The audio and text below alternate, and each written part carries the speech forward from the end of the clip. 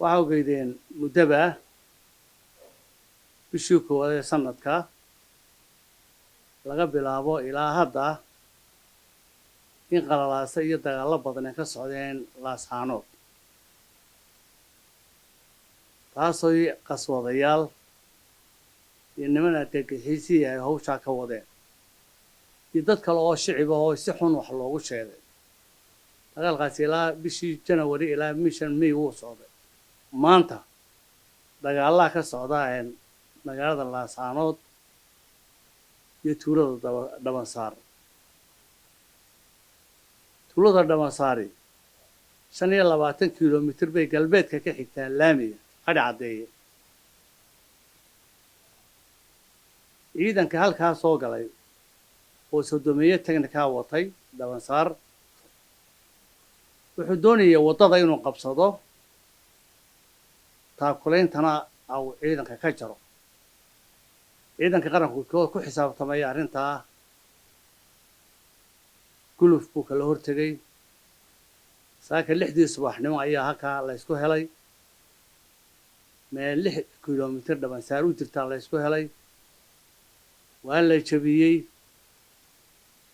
magaaladiina gacanta waxa ku haya ciidanka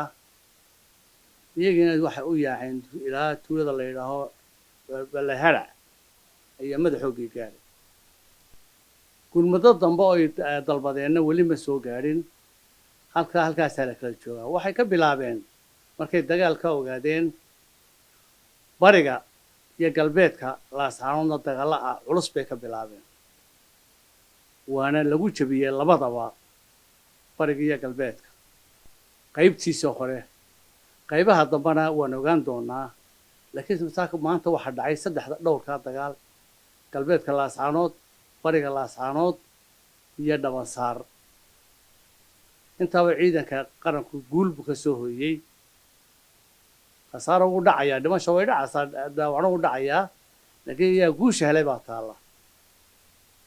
guul baa intaba laga gaaray waxaana uga jeedaan sidii carqaladeyn ay carqaladeyn sidii tukumay oo bay sii sheegeen inay wax ridi doonaan 16 17 iyo 18 inay wax ridi doonaan ay ku carqaladeynayaan 18 May untii unba hadda cadaatay ciidanka qaranku meel joogaba guul buu rajeynayaa waanu ku guuleystay ilaa inta uu galay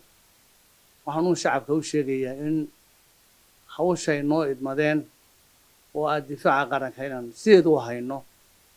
daafici doona guulaan gaari doona shacabkeena wanaagsan ee jecel Soomaalilandna waxaan ugu bishaareynaa inaan gacanna ku dalbaadegi doono gacanna ku dagaalami doono oo cadawga kaga ilaalin doono wadanka saana waxaan jecelahay iyaguna inay gacan nagu siiyaan sidaa